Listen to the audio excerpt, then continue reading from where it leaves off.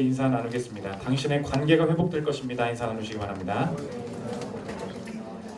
복 있는 사람 7번째 시간입니다. 화평, 갈등 속에 있어도 안전하리라 라는 제목으로 하나님 말씀 증거하겠습니다. 오늘은 복 있는 사람의 7번째 모습인 화평하게 하는 사람, 이 사람에 대해서 살피겠습니다. 화평은 나에게 너무 먼 단어다 이렇게 느껴질 수 있지만 이게 얼마나 우리에게 가깝고 또 밀접한 단어인지 알려면 이 화평에 반대되는 의미를 찾으면 됩니다. 그 단어가 바로 갈등입니다. 오늘 이 시대만큼 각자가 자기의 자유대로 산다고 하면서도 갈등이 극단으로 치닫는 시대가 없다는 것입니다. 처음에는 가정 안의 갈등, 직장 안의 갈등 이랬지만 지금 이제 지역 갈등 이런 걸 넘어서서 정치적인 갈등, 이제 남녀 갈등까지 됐습니다. 그래서 만충, 한남충 서로를 혐오하면서 혐남, 혐녀 시위까지 벌어지는 이 시대가 벌어지고 있다는 거예요. 갈등, 이 시대의 이야기를 하는 것입니다.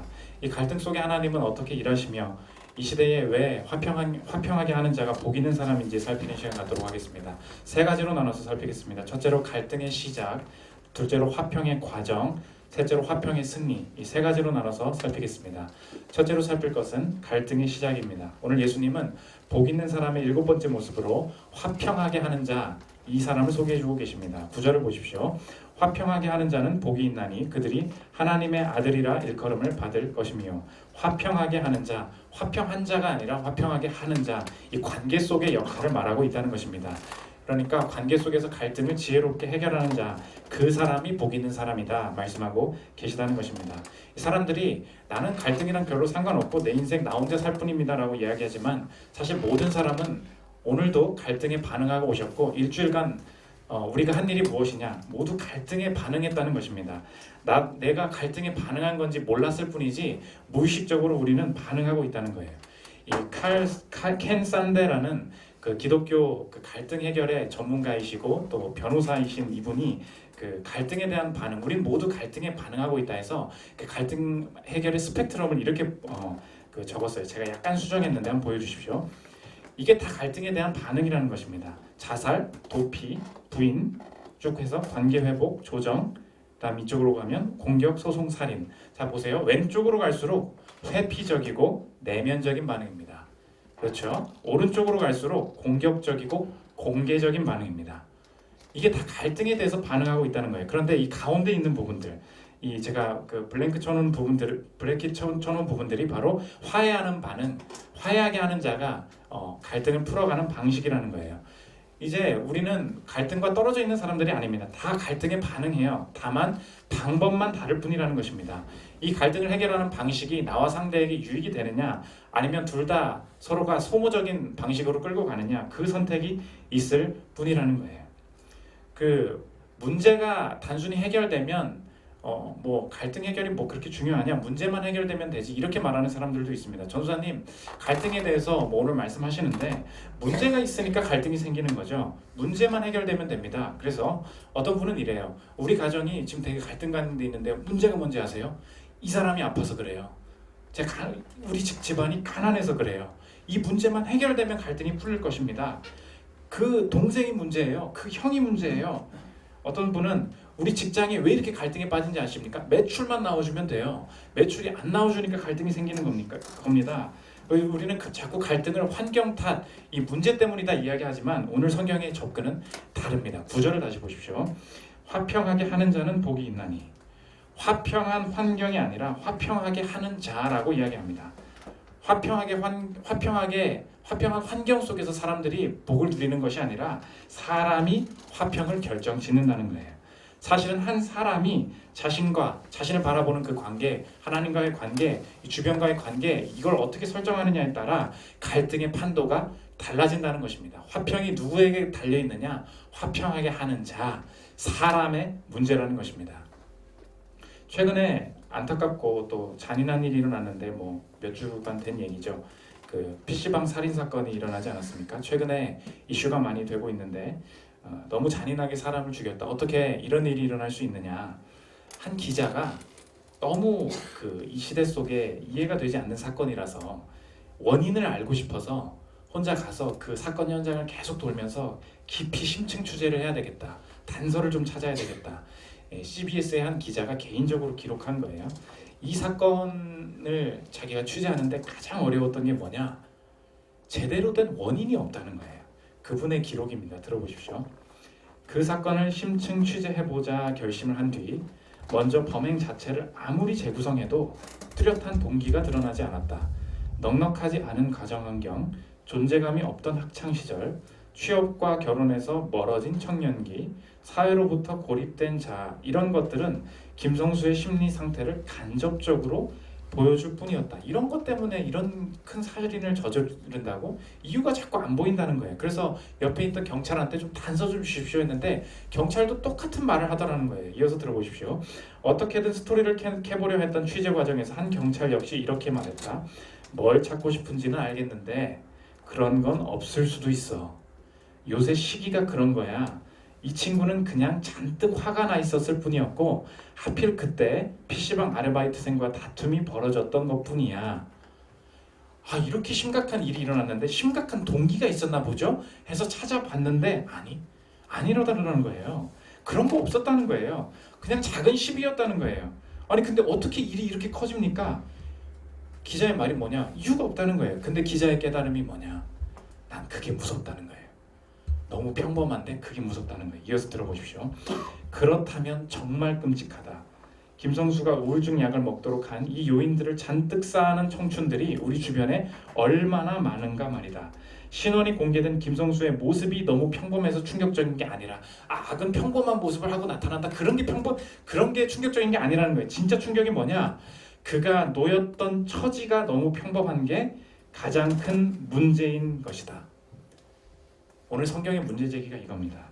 평범한 상황이 되면 갈등이 안 생긴다고? 그렇지 않다는 거예요. 구원은 주관적인 것이라는 것입니다. 사람이 하나님을 믿지 않으면 그 안에서 나도 모르게 모든 사람들이 내 안에 내 삶의 가치와 내 의미를 깨달을 수 있는 모든 도구들을 다 필요로 한다는 거예요. 그런데 자기도 모르게 그 사람들은 사회 속에서 야, 너 그 정도면 돈 많은 거잖아. 너 그 정도면 학력 있는 거잖아. 너 그 정도면 가정 괜찮은 거잖아. 라고 말하는 건 중요하지 않다는 거예요. 구원은 주관적인 것이다.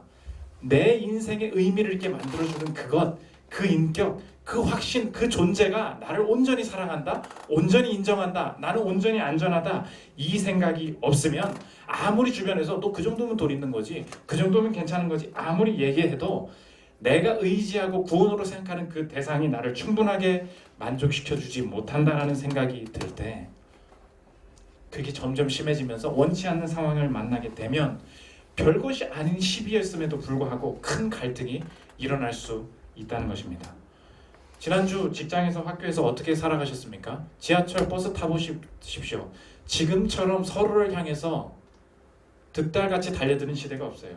우리 겉으로 보기엔 되게 평범하죠. 근데 직장에는 한 사람 보세요. 안에 늘 이 갈등에 대한 불안, 분노, 서로를 향해 윽박지르려는, 건드리기만 하면 내가 어떻게 될지 모른다는 태도, 지금처럼 심한 시대가 없다는 거예요. 길거리 지나갈 때 힘들지 않으십니까? 누군가 이제 뭐 치고 가도 말도 못하겠어요. 왜? 당신이 잘못했다고 얘기할까봐, 얘기했다가 내가 더 큰 해를 입을까봐. 이런 위험이 어디 있습니까? 이 시대가 이렇게 갈등에 사로잡혀 있다는 거예요. 사실 모든 사람이 이 내 존재에 대한 불안, 내 구원에 대한 불안이 이 갈등으로 나온다는 것입니다. 그러므로 저와 여러분 오늘 남과 자꾸 이렇게 갈등 관계 속에 있거나 자꾸 화가 난다거나 갈등 속에 계속 평안하지 못하신 분이 있다면 이 갈등은 하나님 안에서 풀어가야 된다는 것입니다. 먼저 내가 하나님 안에서 어떤 존재인지, 또 하나님과 나와의 이 갈등이 내 삶의 갈등의 출발이다 라는 이 생각을 가지고 하나님이 내 삶과의 나와의 관계 속에서 갈등을 어떻게 풀어가셨는가, 이 풀어가는 과정들을 보면서 내 삶의 갈등들을 풀어가지 않으면 단순히 상황이 좋아진다고 해서, 평범한 환경으로 변화된다고 해서 이 시대의 갈등의 문제가 풀리는 것이 아니라는 것입니다. 오늘 저와 여러분 이 갈등을 그래서 회피하면 안 돼요. 내가 만난 이 갈등을 풀어가는 과정 속에서 하나님이 함께 하시고 내 잘못된 구원들, 잘못된 정체성들, 잘못된 분노하는 그 원인들을 하나님께서 끄집어내길 원하신다는 것입니다. 두 번째 살필 것은 화평의 과정인데, 그러면 하나님께서 갈등 속에서 나와 상대를 어떻게 변화시켜 가시는가, 나를 향한 하나님의 인도하심이 있고 이 상대를 향한 인도하심이 있는데, 그것을 좀 차례로 보려고 합니다. 첫째로 나에 대해서인데, 나에 대해서 이 두 가지를 기억했으면 좋겠어요. 하나님은 나를 바라보게 하실 때 첫째로 나의 권리를 포기하게 하신다는 것입니다. 언제나 이 갈등 속에서 하나님은 내 안에 내가 주장하는 권리가 있다는 것을 보게 하신다는 거예요. 내가 권리를 이야기하기 시작할 때 언제나 갈등이 생긴다는 것입니다. 자, 제가 그 권리를 이야기하는 우리 일상의 쉬운 예들을 한번 이야기해 보겠습니다. 어떤 부부가 있었는데, 내가 직장에서 열심히 일하고 남편이 돌아왔어요. 그런데 자꾸 집에서 뭐 좀 하라고 하고, 우리 집 얘기가 아닙니다. 청소하라고 하고 뭐 자꾸 얘기를 해요. 그랬더니 이 남편이 이렇게 얘기합니다. 아니, 한 주 내내 열심히 일했는데 집에 와서 좀 내가 마음 좀 편하게 좀 쉬면 안 되냐? 이렇게 얘기했어요. 권리죠. 권리 속에 갈등이 있다는 것입니다. 회사에서도 마찬가지입니다. 내가 되게 열심히 일했습니다. 날 승진을 시켜주지 않아요. 이렇게 얘기합니다. 이 정도 했으면 나는 이 자리 정도 줘야 되는 거 아니야? 권리를 이야기합니다. 권리를 이야기할 때 갈등이 발생한다는 거예요. 오늘 이 시대에 저와 여러분이 문화를 잘 읽어야 되는데, 이 시대에 나를 지키고 내가 높아지고 내 삶의 의미를 찾을 수 있는 수단이 무엇이냐? 마지막 방식은 권리입니다. 권리를 찾아야 된다는 거예요. 내가 왜 이렇게 행동하냐? 나의 권리입니다. 내 자유입니다. 문화의 목소리는 다 이렇게 말한다는 거예요.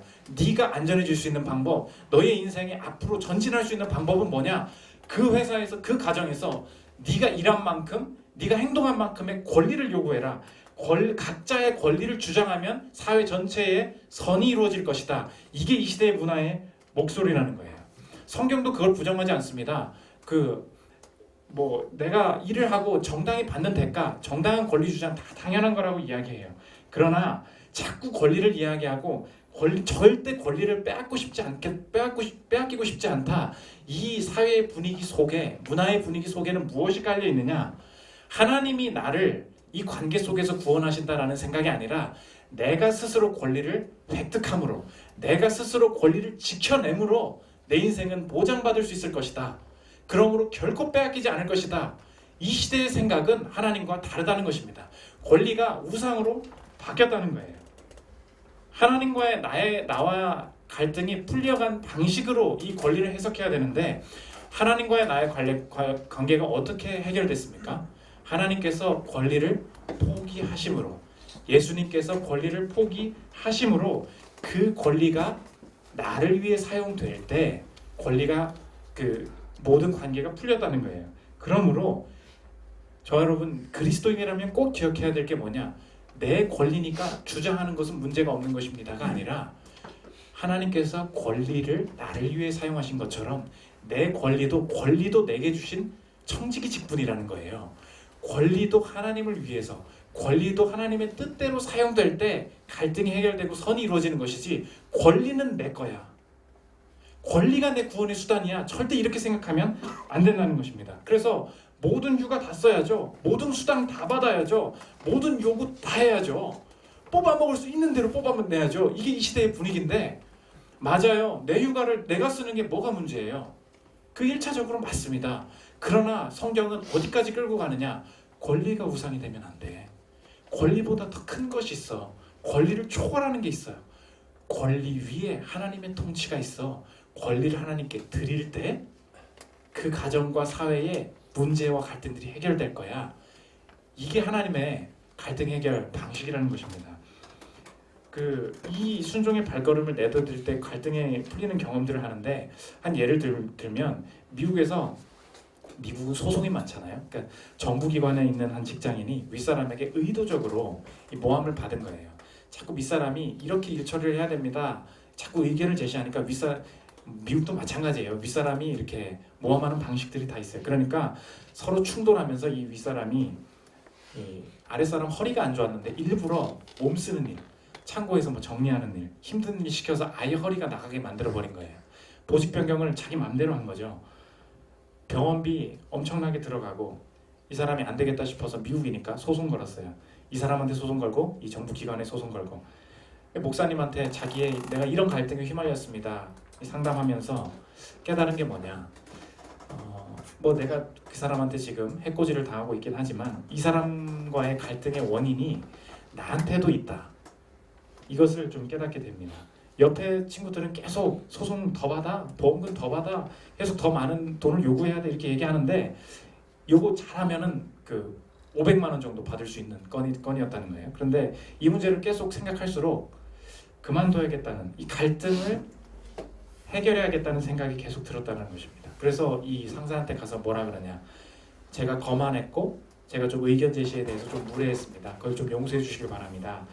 그리고 당신이 나한테 이렇게 함부로 부서 바꾸고 이런 행동들 용서합니다. 사과하면서 이렇게 고백합니다. 한번 들어보십시오. 저는 1년 전에 그리스도인이 됐습니다. 하나님은 저를 도와주셔서 저의 많은 잘못을 인정할 수 있게 해주셨습니다. 그 중에는 선배님과 제 사이에 문제를 일으킨 제 잘못이 포함되어 있습니다. 하나님은 또 저를 향한 사랑과 용서가 완전히 공짜라는 것과 제게는 그것을 얻거나 마땅히 받을 만한 무엇이 아무것도 없다는 것을 보여주셨습니다. 하나님이 저를 위해서 그런 일을 하셨기 때문에 저도 선배님께 똑같이 하고 싶어졌습니다.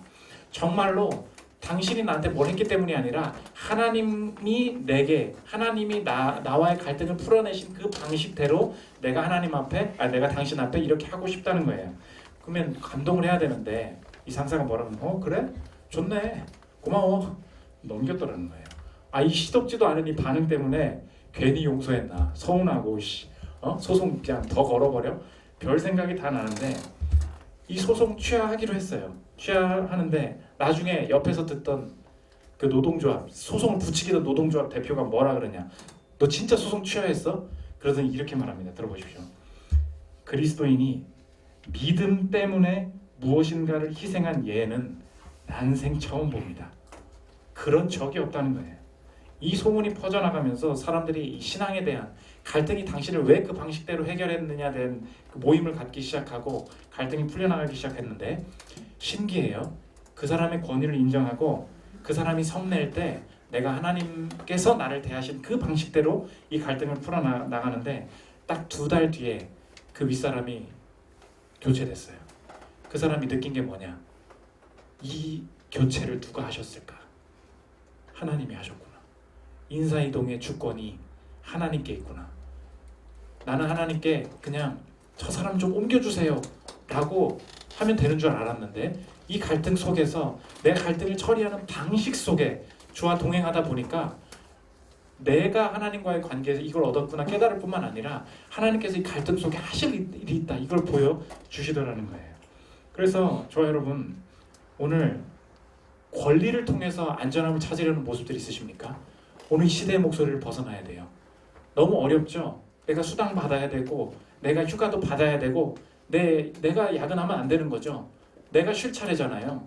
그렇죠. 그러나 내가 취해야 될 권리를 취하는 건 타당한 것입니다. 그러나 권리의 주인이 하나님이시다, 이 생각 가질 때 내 삶의 갈등 속에서 내 삶의 부족을 보게 하시고 하나님께서 나와의 갈등 속에 갈등을 풀어나가신 그 은혜를 체험할 수 있다는 것입니다. 꼭 이 모습을 봐야 된다는 거예요. 2번째, 내 삶의 모습 속에서 나의 권리 포기를 보게 하시고, 또 하나가 뭐냐, 내가 심판하는 방식을 하나님이 보게 하신다는 거예요. 우리는 그 하나님을 믿는 사람으로서 갈등을 어떻게 풀어나가야 되느냐, 하나님이 풀어낸 방식대로 풀어나가야 된다고 했잖아요. 자, 하나님은 우상과 다른 점이 무엇입니까? 우리가 조상 숭배를 한다 그러잖아요. 우상과 다른 게 뭐예요? 우상은 나한테 절하지 않으면 심판해 버려요. 그렇죠? 조상한테 절하지 않으면, 조상한테 잘하지 않으면 돌아오는 게 뭐예요? 저주예요. 그게 그 우상의 일하는 방식 아닙니까? 그런데 하나님께서 내게 일하시는 방식은 무엇입니까? 내가 하나님을 섬기지 않았음에도 심판하지 않으셨다. 이게 하나님의 구원이라고요. 그래서 내가 구원을 체험한다, 구원을 내 삶에 적용한다, 그 말은 뭐냐면 나도 마찬가지 방식이라는 거예요. 하나님께서 나를 심판하지 않으셨지, 그걸 누리는 사람은 내가 남을 심판하려고 하지 않아요. 그런데 우상을 섬기는 사람은 내가 어떤 방식으로 나타나냐면 내 뜻대로 하지 않으면 심판할 거야. 이게 우상의 방식이잖아요. 똑같다고. 나도 뭐라 그러냐, 내 의견대로 들어주지 않으면 너에게 심판할 거야. 어떻게 심판하냐? 우리의 삶의 심판의 방식들이 다 있다는 거예요. 저 여러분 아시죠? 직장에서 사람들을 심판하는 교묘한 방식들이 있습니다. 일 처리 듣게 해줘요. 내가 너한테 대답 안 해. 교묘하게 심판하는 방식들이 있다고요. 되게 미팅 지금 해야 되거든요. 지금 시간 없는데요. 냉담해져요. 관계 뭐 남자친구 여자친구 관계 속에서도 마찬가지입니다. 일부러 카톡 답장을 늦게 해요. 눈길을 피합니다. 신체적인 접촉을 피해요. 관계를 다 끊어버립니다. 심판하는 방식들이 있다는 거예요. 저 여러분 뭔가를 당하셨습니까? 뭔가 갈등 속에 휘말리셨습니까? 갈등을 해결하는 방식 속에 하나님은 나를 먼저 보게 하시는데 내 권리 포기와 동시에 하나님은 내가 심판하는 방식을 보게 하신다는 거예요. 이거 봐. 네가 심판으로 너를 구원하려고 하는구나. 그 사람의 관계 속에서 네가 그 사람을 직접 심판하려고 하는구나. 이 심판하려는 마음들이 계속 든다면 사실 아직 복음을 경험하지 못한 사람이라는 거예요. 하나님께서 갈등 속에 나를 심판하지 않으셨습니다. 그것을 믿는다면 내가 그 사람과의 관계 속에서도 그 사람을 심판하지 않는 방식으로, 그 사람에게 눈을 흘기지 않는 방식으로 괜히 일처리 미루고 내 방식대로 심판하는 것을 거둘 때 하나님께서 이 갈등의 해결을 만들어 가신다는 거예요. 그래서 이 두 가지, 심판하려고 하지 않고 내 권리가 내 삶의 주인이 되지 않는 사람을 뭐라 그러냐, 오늘 그 구절을 보면 하나님의 아들이라 일컬음을 받는다고 하잖아요. 이 아들이라는 말이 예수님이라는 뜻도 되지만 이게 성경의 표현입니다. 아들이다 그 말은 그 사람 닮았다 그 뜻이에요. 그거 닮았다 그 뜻이거든요. 오늘 마가복음 3장 17절 보면 예수님이 그 이름을 정할 때 이런 별명을 붙여주세요. 한번 보십시오. 마가복음 3장 17절입니다. 또 세베대의 아들 야고보와 야고보의 형제 요한이니 이 둘에게는 보아너게 곧 우레의 아들이란 이름을 더하셨으며, 이렇게 말해요. 이 사람들한테 이름 붙일 때 예수님이 뭐라 그러냐, 야 니네들은 우레의 아들이야, sons of thunder야, 번개의 아들이라 그 뜻이에요. 왜 이런 별명을 붙여주셨을까요? 번개가 이 사람을 낳았기 때문에? 그 뜻이 아니라는 거예요. 번개 같은 놈들, 이런 뜻이죠. 번개 같은 화를 잘 내는 애들이구나, 이렇게 이름을 붙이셨다는 거예요. 그러므로 오늘 구절을 보면 화평하게 하는 자는 복이 있나니 그들이 하나님의 아들이라 일컬음을 받을 것이며, 그 말은 뭐냐, 어이구 내 아들, 그 뜻이 아니라 너네들 그 사람들이 누구냐, 하나님이다라는 거예요. 하나님을 닮은 사람들이다라는 거예요. 화평하게 하는 자는 하나님의 아들이다. 그 말은 화평하게 하는 자다, 하나님의 성품을 닮은 사람이다. 심판하려고 하지 않는 자, 자신의 권리를 자신을 위해서 사용하지 않는 자, 이게 나를 향한 이 갈등 속에서 일하시는 하나님의 방법이라는 것입니다. 두 번째, 이 상대, 그러면 저 사람 나만 잘못했어? 갈등 속에서 나만 잘못이야? 저놈도 잘못이지, 이런 마음들이 다 있잖아요. 그러면 상대를 대할 때 도대체 하나님의 뜻이 무엇인가? 이것도 두 가지만 좀 봤으면 좋겠는데, 첫째로 이 시대에 꼭 기억해야 될 게 뭐냐, 개인적으로 움직여야 돼요. 저와 여러분 꼭 기억하세요. 갈등을 풀려고 할 때 단체로 움직이면 안 되고 개인적으로 움직이게 하신다는 거예요. 성경은 늘 갈등을 해결할 때 먼저 개인적으로 움직이라는 것을 권하고 있습니다. 관련된 구절인데 마태복음 18장 15절을 보십시오. 갈등 해결의 성경적인 원칙, 이 구절을 꼭 기억하십시오. 내 형제가 죄를 범하거든 가서 너와 그 사람과만 상대하여 권고하라. 만일 들으면 내가 내 형제를 얻은 것이요. 뒤에 그 다음에 이제 여러 사람들 데려가라는 게 나오는데, 무조건 1대1로 만나라 그 뜻이 아니라 갈등에 연루되는 사람을 최소화시키라는 거예요.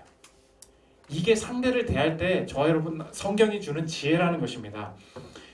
왜 이 시대에 이게 중요하냐면, 이 시대에 다른 사람들을 고치고 갈등을 해결하려고 할 때 우리가 쓰는 수단이 있어요. 어떻게 합니까? 되게 기분 나쁜 일이고 갈등이 있어요.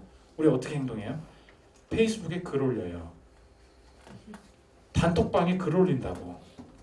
이게 뭐예요? 자, 갈등이 벌어졌습니다. 우리가 이걸 어떻게 해결할까요? 단톡방에서 한번 이야기해 봅시다. 이 사람이 이런 잘못을 저질렀네요. 공개적으로 놓고 한번 우리 토론해 봅시다. 자꾸 이런 방식으로 나간다는 거예요. 성경의 갈등의 해결은 개인적으로 시작한다는 것입니다.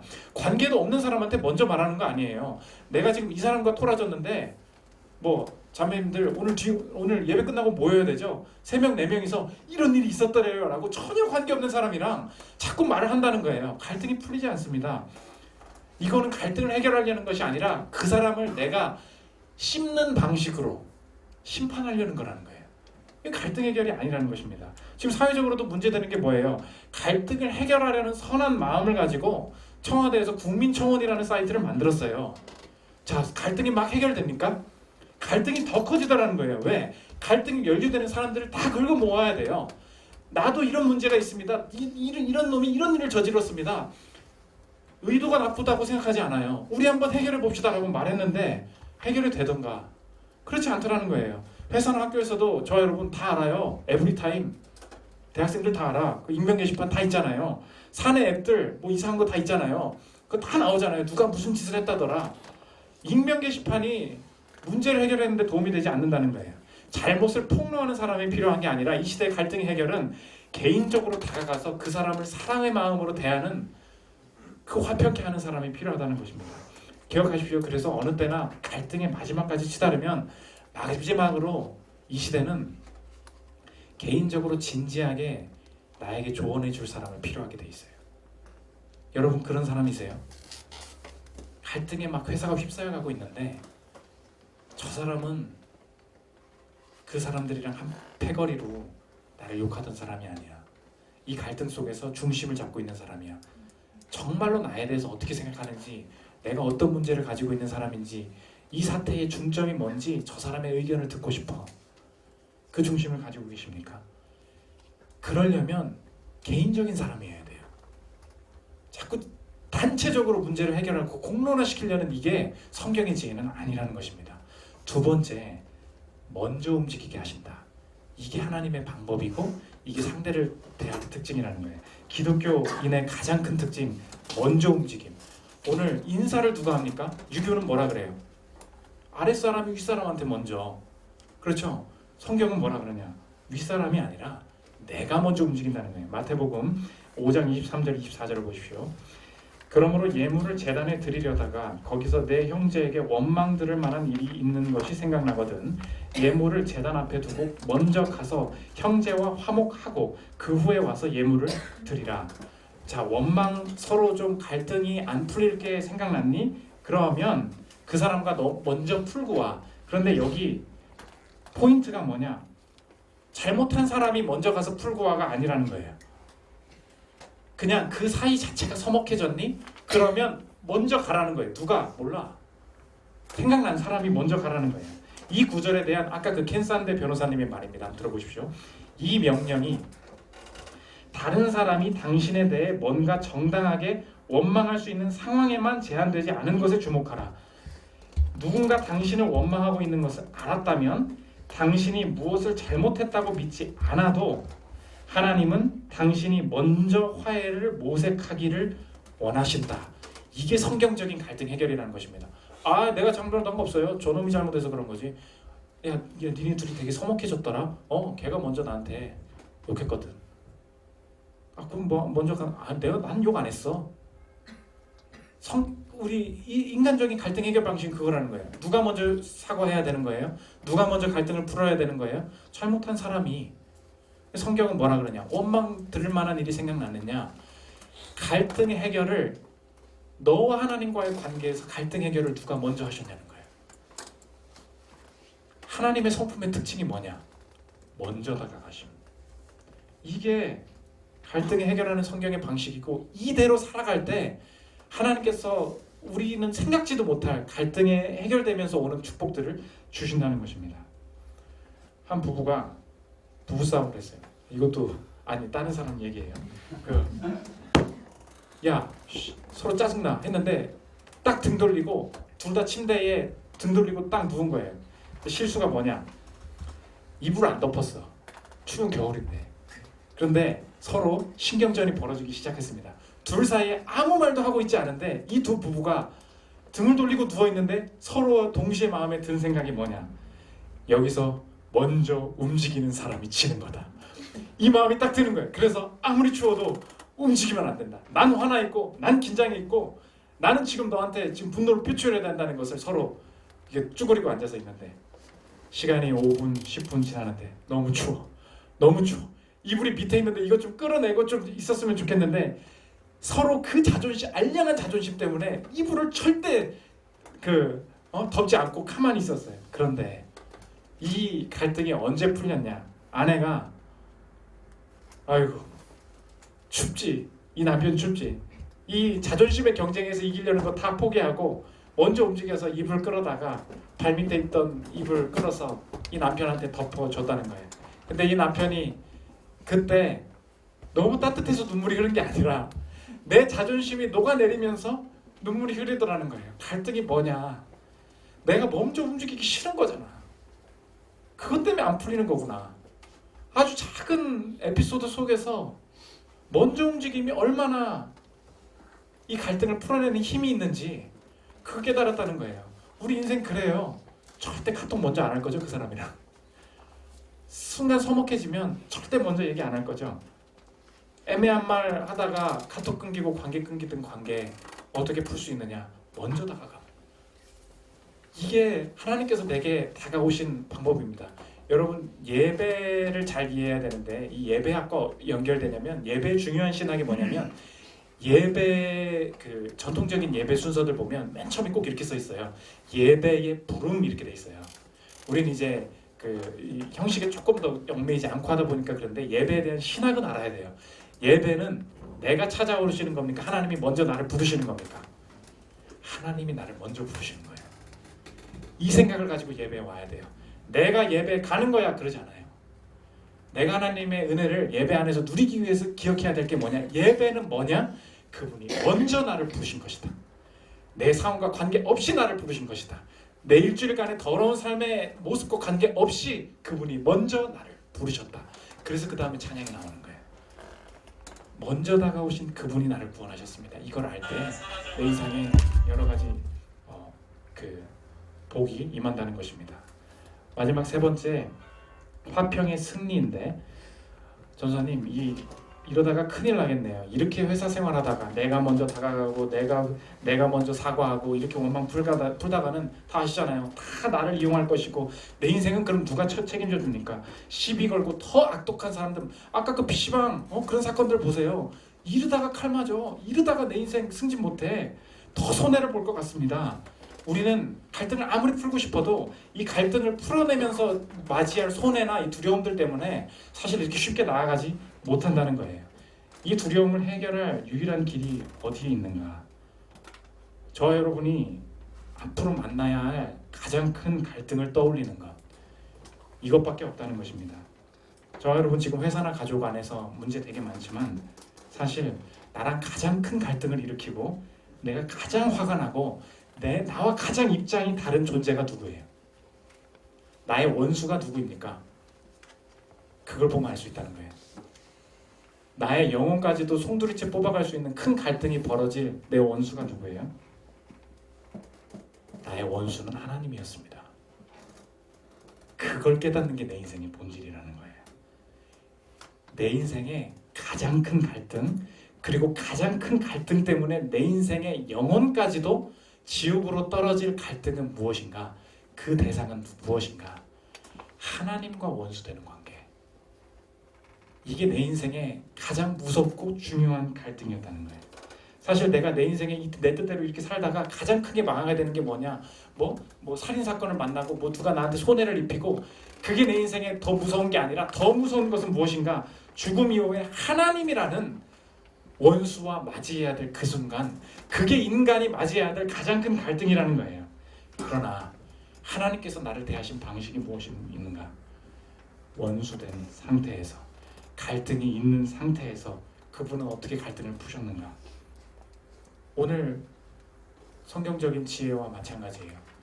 권리를 자신을 위해 쓰지 않으시고 나의 원대로 마시옵고 아버지의 원대로 하옵소서. 권리를 하나님께 드렸고 심판하시지 않고 십자가에서 직접 구원하셨어요. 예수님께서 남에게 남을 대하는 것도 마찬가지죠. 나의 죄를 남에게 폭로하지 않으셨어요. 예수님이 십자가를 향해 먼저 움직이셨어요. 이것이 원수된 나를 향해 갈등을 푸셨던 하나님의 방법이라는 것입니다. 로마서 5장 10절 보십시오. 그래서 이렇게 고백하는 거예요. 곧 우리가 원수 되었을 때에 그의 아들의 죽으심으로 말미암아 하나님과 화목하게 되었은즉 화목하게 된 자로서는 더욱 그의 살아나심으로 말미암아 구원을 받을 것이니라. 아하, 나와 가장 크게 갈등을 일으키시고 그 갈등이 일어나는 순간 나는 결국 영혼까지도 파괴될 수밖에 없다. 나는 그 갈등을 앞두고 있었다. 하지만 그 하나님이 나와의 갈등을 나를 구원하는 방식으로 이 갈등을 해결하셨다면 나는 그걸 볼 때만 알 수 있다는 거예요. 나는 이제 하나님께서 그 갈등마저도 하나님 당신은 나의 원수입니다라고 고백하는 그 하나님과 나의 갈등마저도 그분이 먼저 나에게 자신의 몸을 내어주심으로 그 갈등을 영생으로 부활로 풀어내신 분이 나의 하나님이시라면 나는 이제 알 수 있다. 나는 이제 내일도 나는 지금도 여전히 갈등에 속해 있다. 여전히 직장과 학교에서 지나가는 길목에서 누굴 만날까봐 누가 나한테 손에 입힐까봐 너무나 두렵다. 그러나 이제 난 알 수 있다. 그분 안에 있는 내가 이 땅을 살아나갈 때 그분이 나에게 경험하게 하시는 갈등들은 결코 나를 심판하시거나 내가 무언가를 이렇게 하시기 위함이 아니라 나는 이제 이 갈등 속에서도 안전하다는 확신을 가지고 있다. 내가 이 갈등 속에 그분의 방식대로 이 문제들을 풀어나갈 때 권리를 내 맘대로 사용하지 않을 때 남을 심판하려고 하지 않을 때 그분의 구원이 절절하게 느껴질 뿐만 아니라 그 갈등의 해결 방식을 통해서 하나님께서 선을 이루어 가시는 것들을 보게 되리라. 나는 이제 이 갈등을 직면할 수 있는 용기가 거기서 생긴다는 것입니다. 마지막 얘기 하나 하고 마치려고 하는데 2차 대전 때 네덜란드인 코리 텐 붐이라는 분이 계십니다. 뭐 오래되신 분들은 좀 알 텐데 주는 나의 피난처 생명의 말씀에 나온 책이 있는데 2차 대전이 발발했을 때 유태인들을 50대 여자분이에요. 유태인들을 계속 숨겨줬다는 이유로 나치에 체포됐어요. 수용소 가서 온갖 일 다 당하고 유럽 전역을 다니면서 나중에 석방된 다음에 그 안에서 성경 공부하고 사람들을 살리려고 했던 자신의 사랑들, 하나님의 용서들 계속 설교하고 다녔습니다. 그런데 뮌헨에서 독일 뮌헨에서 이걸 어쩌나 집회에 참석하는 한 사람이 누구였냐? 자신을 학대하던 간수를 만난 거예요. 직접 만난 거예요. 예배당 딱 갔는데 저 사람 샤워실 앞에서 문 지키고 있었던 사람이네. 갑자기 모든 일이 떠오릅니다. 근데 이 사람이 그냥 가지 않고 교회에 있던 사람들 다 나가니까 그 사람이 자기한테 오더라는 거예요. 웃으면서 고리텐 붐 여사님, 당신의 메시지가 얼마나 고마웠는지 모릅니다. 주님께서 저를 용서해 주셨다는 거 내가 깨닫게 되었습니다. 그가 먼저 나한테 손을 내밀었어요. 그 고리텐 붐 여사한테 용서가 안 되더라는 거예요. 고리텐 붐 여사의 고백입니다. 들어보십시오. 그는 악수를 하려고 내게 손을 내밀었다. 그런데 그토록 자주 용서를 설교했던 내가 정작 손을 옆으로 내린 채 가만히 있었다. 나는 기도드렸다. 주 예수님, 나를 용서하시고 내가 그를 용서할 수 있도록 도와주옵소서. 안 변해. 아무것도 느끼지 못했다. 따스함이나 사랑이 털끝만치도 일어나지 않았다. 그래서 다시 한번 말없이 기도드렸다. 예수님, 나는 그를 용서할 수 없습니다. 당신의 용서를 내게 주옵소서. 그 다음에 무슨 일이 일어났냐? 이 사람이 진짜 고백이에요. 다시 손을 올리려고 할 때 믿을 수 없는 일이 일어났다. 내 어깨로부터 팔을 지나는 어떤 흐름이 그에게로 전달되는 것 같았다. 그러는 동안 마음속에서 그에 대한 사랑이 솟아나와 주체할 수 없었다. 그 다음 고백입니다. 나는 이 세상을 치유할 수 있는 것은 우리의 선함의 근거를 둔 용서가 아니라 예수님의 용서라는 것을 발견했다. 예수님께서 우리에게 원수를 사랑하라고 말씀하실 때는 그 명령과 함께 그 사랑까지 주시는 것이다. 이걸 누구만 느낄 수 있느냐? 그 사랑으로 나와 하나님과의 갈등을 해결하셨음을 알고 갈등에 직면하기로 다짐하는 사람만 사랑을 부어주신다는 거예요. 이거는 이 땅에서 발견할 수 있는 게 아닙니다. 뭐 많은 이런 얘기들 많아요. 뭐 영화 미량도 있고 뭐 회개하지 않은 사람을 용서할 수 있느냐 이런 문제들 많이 있지 않습니까? 여러 가지 생각해야 될 다른 요소가 있지만 우리가 그럼에도 불구하고 타협하지 않아야 될 게 뭐냐면 내 마음에 있는 것으로 용서하는 게 아니라는 거예요.